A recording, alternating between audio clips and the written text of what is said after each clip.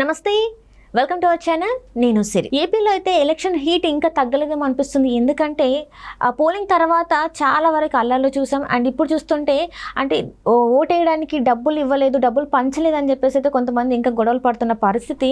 సదర్ బేగ్ అనే ఒక వ్యక్తి అయితే కొడాలి నాని గారు పంచిపెట్టమని డబ్బులు ఇస్తే వాళ్ళకి డబ్బులు రాలేదు, మాకు పంచి పెట్టలేదని చెప్పేసి అయితే కొన్ని వ్యాఖ్యలు చేశారు. చాలా కోపంతో తను వ్యాఖ్యలు చేయడం అయితే జరిగింది. అసలు ఏం జరిగింది ఏంటి అనేది మనకు వివరించడానికి మనతో పాటు ఉన్నారు ప్రముఖ రాజకీయ విశ్లేషకులు కిల్లారు నాగార్జున గారు. నమస్కారం సార్. నమస్తే అమ్మ.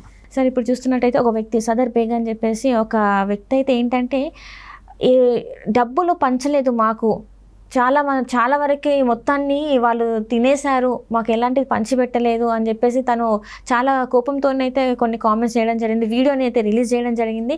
కొడాలి నాని గారికి సంబంధించిన ఎవరైతే కొంతమందికి పంచిపెట్టమని అయితే చెప్పారో వాళ్ళు పంచిపెట్టలేదు మాకు అని చెప్పేసి అయితే తను చెప్తున్నారు. అసలు ఏంటి ఈ లెక్కలు పంచిపెట్టడం ఏంటనేది నాకు అర్థం కావట్లేదు సార్. అంటే ఓటుకి కంపల్సరీ డబ్బులు అనేది ఇవ్వాల్సిందేనా? అంటే మన వ్యవస్థలో అలా అయిపోయింది కదమ్మా. ఇప్పుడు డబ్బు తీసుకోకుండా ఓటు వేయరు అనేటువంటి పరిస్థితికి, అంటే అందరూ కాదు, ఈ పథకాలు ఇవి అవి తీసుకుంటూ ఉన్నటువంటి జనాలు ఎవరైతే ఉన్నారో వీళ్ళందరూ దానికి అలవాటు పడిపోయారు. పల్లెటూరులో ఉన్నటువంటి వ్యక్తులు అసలు ఏ స్థితికి వచ్చారంటే ఎలక్షన్ అంటే డబ్బు తీసుకోకుండా ఓటు వేయకూడదేమో అనేటువంటి అనుమానాలు కూడా వాళ్ళకి వచ్చేస్తున్నాయి. అంటే అంత కామన్ అయిపోయింది. అయితే ఇప్పుడు మీరు చెప్పినటువంటి బేగ్ ఇవాళ బయటికి వచ్చి చెప్పాడు కాబట్టి ఒక కొడాలి నాని విషయమే తెలిసింది. కానీ నాకున్నటువంటి సమాచారం ప్రకారం, నేను చాలా చోట్ల మాట్లాడినటువంటి దాని ప్రకారంగా చూస్తే చాలా చోట్ల ఇది జరిగింది. అంటే పంచి పెట్టలేదు అంటున్నారా? పెట్టలేదు. ద్వితీయ తృతీయ శ్రేణి నాయకులను ఉంటారు. కొడాలి నాని డైరెక్ట్గా వెళ్ళి డబ్బు ఎవరికి ఇవ్వడం. తనకు బాగా నమ్మకమైనటువంటి అనుచరులు ఎవరైతే ఉంటారో ఆ వార్డు స్థాయిలో ఉన్నటువంటి వాళ్ళు వీళ్ళ ద్వారా పంపిస్తారు.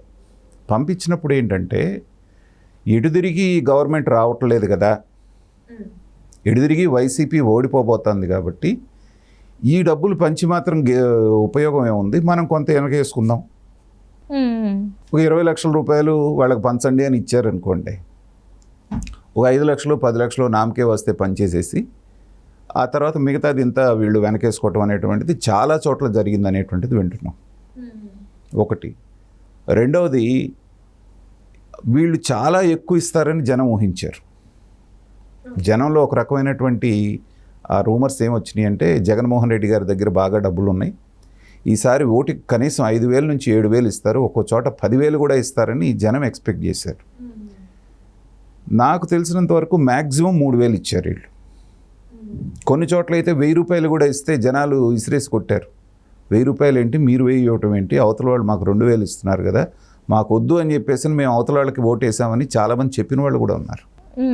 అంటే ధన ప్రభావం అనేటువంటిది ఇలా పెరిగిపోయినప్పుడు ఏంటంటే ఈసారి ఓడిపోయేటువంటి వాళ్ళల్లో కొడాలి నాని కూడా ఉన్నాడు అనేటువంటిది చాలా కాలంగా మనకు వినపడుతున్నటువంటి మాట. ఎందుకంటే ఇంతకాలం ఆయనకి సరైనటువంటి ప్రత్యర్థి లేడు గుడివాడలో.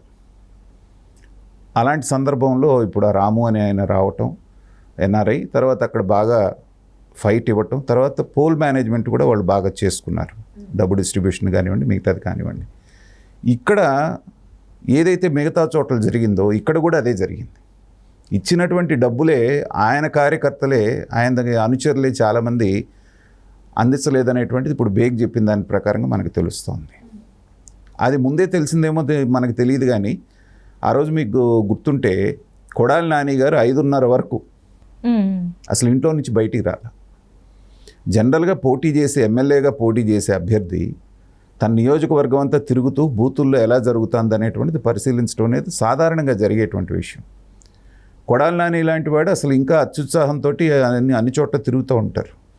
అలాంటిది అసలు 5:30 వరకు ఆయన బయటికే రాకుండా ఇంకొక అరగంటలో పోలింగ్ ముగుస్తున్న సందర్భంలో మాత్రమే ఆయన ఫ్యామిలీ మెంబర్స్ తోటి వచ్చి ఓటేసి వెళ్ళటం అనేటువంటిది మనం చూసాం. దీన్ని బట్టి ఏమవుతుందంటే అతనికి అప్పటికే తెలిసిపోయింది మనీ డిస్ట్రిబ్యూషన్ అనేటువంటిది సరిగ్గా జరగలేదని. ఇవాళ డబ్బు చేరనప్పుడు నువ్వు వాళ్ళకి ఎన్ని పథకాలు ఇచ్చినా ఎన్ని చేసినా సంవత్సరం అంతా వాళ్ళని మీరు బటన్లోకి ఎంత చేసినా ఎలక్షన్ రోజు మీరు కనుక వాళ్ళకి ఇవ్వాల్సిన డబ్బు కనుక వాళ్ళకి అందకపోతే ఖచ్చితంగా వాళ్ళు మీకు యాంటీ చేస్తారు. అంటే ఒకనొక సందర్భంలో జగన్మోహన్ రెడ్డి గారు కూడా నేను పేదరికంలో ఉన్నాను, ఇప్పుడు మీకు ఓటుకి డబ్బులు ఇవ్వలేని పరిస్థితి, ఎవరిని డబ్బులు ఇచ్చినా తీసుకోండి కానీ మీకు ఎవరు మంచి చేశారో వాళ్ళకే ఓటేయండి అని చెప్పడం జరిగింది. అంటే ఇప్పుడు ఏమంటారు అంటే జగన్మోహన్ రెడ్డి గారి దగ్గర డబ్బులు లేవంటారా వాళ్ళ కార్యకర్తలకు ఇవ్వడానికి, లేకపోతే ఎమ్మెల్యేలకి పంచిపెట్టమని ఇవ్వడానికి, ఏమంటారు? జగన్మోహన్ రెడ్డి గారు చెప్పిన మాట జనాలు పాటించారు. అందరి దగ్గర డబ్బులు తీసుకున్నారు, వాళ్ళు ఎవరికి వేయాలనుకున్నారో వాళ్ళకి వేశారు. ప్రతిసారి జరుగుతుంది అదే కదమ్మా. ఎన్ని పార్టీలు వాళ్ళు ఇస్తే అన్ని పార్టీల దగ్గర డబ్బు తీసుకుంటారు. కానీ ముగ్గురు దగ్గర తీసుకుంటే ముగ్గురు కోట్లు వేయలేరుగా, వేయాల్సింది ఒకరికేగా. దాన్ని ప్రత్యేకంగా ఈయనేం చెప్పాల్సిన పనిలో వాళ్ళు ఇష్టమైంది వాళ్ళే వేస్తారు. కాకపోతే ఏంటంటే నేను పేదవాడిని, నా దగ్గర ఉన్న క్యాండిడేట్లు అందరూ అంతంత మాత్రమే ఆర్థికంగా, ఇలాంటి కబుర్లు ఎన్ని చెప్పినా జనాలకు అర్థమైంది. వీళ్ళు ఇసుక ద్వారా ఎంత దోచేశారు, మైన్స్ ద్వారా ఎంత దోచేశారు, తర్వాత లిక్కర్ ద్వారా ఎంత దోచేశారు, జనాల్ని ఇండస్ట్రీస్ వాళ్ళ దగ్గర బెదిరించి ఎంత తీసుకున్నారు. ఈ లెక్కలన్నీ జనానికి తెలియవా? వాళ్ళ ఊరు పక్కనే ఇసుక ఉంటుందిగా, ఆ ఇసుకని ఎట్ట దోగుపోతున్నారో వాళ్ళకి తెలుస్తుంది కదా. సో ఇంత సంపాదించిన వాళ్ళు దాంట్లో నుంచి మాకు కొంత ఇవ్వడానికి వీళ్ళకి ఏంటి బాధ, ఈ మైండ్ సెట్లోకి వచ్చేసారు జనాలు. రైట్. ఇప్పుడు చూస్తే ఈ బేగ్ కూడా చెప్పింది ఏంటంటే అన్న మీరు తొందరగా చూడండి అన్న, లేకపోతే వాళ్ళందరూ విదేశాలకే మలేషియా, సింగపూర్ అని వాళ్ళ మీద నీ పెంపుడు కుక్కల్ని వదిలేసి వాళ్ళ మీద పగా ప్రతీకారం తీర్చుకో అని చెప్పేసి బోరుని ఆయన ఏడుస్తున్నాడు. నేను అనేది ఏంటంటే వాళ్ళు ఒకటే ప్రశ్న వేస్తున్నారు. అధికారంలో లేనటువంటి తెలుగుదేశం వాళ్ళు 2,000 ఇచ్చారు మాకు, 1,500 నుంచి 2,000. అధికారంలో ఉన్న మీరు కూడా 2,000 ఇవ్వటం ఏంటి, 3,000 ఇవ్వటం ఏంటి? మీరేదో 5,000 7,000 ఇస్తారు. మనం మునుగోడు ఎలక్షన్లో చూసాం, తులం బంగారం లేకపోతే 10,000 అన్నారు. ఎవడైనా 10,000 ఇస్తే ఎంత ఇవ్వాలి? ఎన్ని వందల కోట్ల రూపాయలు పంచితే 10,000 అవ్వాలి ఓటుకి? ఆయన ఎందుకు మీ ఓటు నమ్ముకోవాలి అని ప్రజల్లో కూడా అది చైతన్యం అనేది రావాలి కదా సార్. ఎందుకు రాలేదు? ఎలా ఉంటుందంటేనమ్మా, చెట్టు ముందా విత్తు ముందా అంటాడు. వాడు ఏమంటాడు, నువ్వు 5 సంవత్సరాలకు ఒకసారిగా నాకు కనపడేది, ఈ లోపల నా దగ్గరికి వచ్చి నీకేం కావాలని అడగటం కానీ ఇదిగో ఈ 2,000 ఉంచమని నువ్వు అనవుగా. సో ఇవాళ మాకు దొరికావు కాబట్టి ఎంతవరకు పిండుకోవాలో అంతవరకు మేము పిండుకుంటామని వీళ్ళు అంటున్నారు. కానీ అది మళ్ళీ మన సొమ్మే అని చెప్పేసి వాళ్ళకి అర్థం కాదంటారా? అర్థమైనా కూడా ఇది కూడా తీసుకోలేదనుకోండి, మన సొమ్ము మనకు వస్తుందా? వాళ్ళు ఆ ప్రశ్న వేస్తున్నారు. ఎందుకంటే నేను లోక్సత్తాలో 2 సంవత్సరాల పాటు ఈ రిఫార్మ్స్ కోసం బాగా పనిచేసినాడిని. ఊరు వాడ పల్లెల్లో స్లమ్స్లో తిరిగాను నేను. తిరిగినప్పుడు వాళ్ళకి అదే ప్రశ్న వేసినప్పుడు, రే మీరు ఎందుకు అమ్ముకుంటున్నారా, ఇంత దారుణంగా మోసపోతున్నారు మీరంటే, సరే సార్ మేము మీరు చెప్పిన నిజాయితీపరుడైనటువంటి వాడికి ఓటేస్తాం, సో మా అన్నీ మా దాకా వస్తాయని మీరు చెప్పినవన్నీ గ్యారంటీ ఉందా అంటే మా దగ్గర సమాధానం లేదు.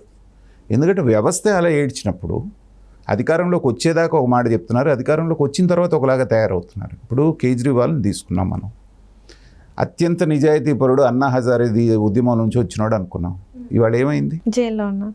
అంటే ఇప్పుడు బెయిల్ మీద ఉన్నారు కూడా. 100 కోట్ల రూపాయల స్కామ్స్ కేజ్రీవాల్ చేస్తాడనేటువంటిది మనకు తెలుసా? అసలు ఎవరు ఊహించని కూడా ఏంటంటే అధికారంలోకి వచ్చేదాకా ఒకలాగా ఉంటారు, వచ్చిన తర్వాత ఒకలాగా ఉంటారు. అందుకని ప్రజలు ఏమంటున్నారు, మా దగ్గరికి వచ్చినప్పుడే వీలైనంత మేము లాక్కుంటా ఉంటున్నారు. అదే అక్కడ జరుగుతుంది. కాబట్టి ఈసారి ఎలక్షన్స్లో ద్వితీయ శ్రేణి తృతీయ శ్రేణి నాయకులు ఎవరైతే ఉన్నారో వైఎస్ఆర్సీపీ తరఫున వాళ్ళు బాగా బాగుపడ్డారు, లక్షలాది రూపాయలు వాళ్ళు వెనకేసుకున్నారు. జనాల దగ్గరికి వెళ్ళేటప్పటికి చాలా చోట్ల పంపకాలు కూడా జరగలేదనేటువంటిది వాళ్ళు ఇంటర్నల్ టాక్స్లోని చెప్తున్నారు. దాంట్లో కొడాలి నాని ఉదంతం ఒకటి. Right sir. Right. Thank you so much sir. Okay.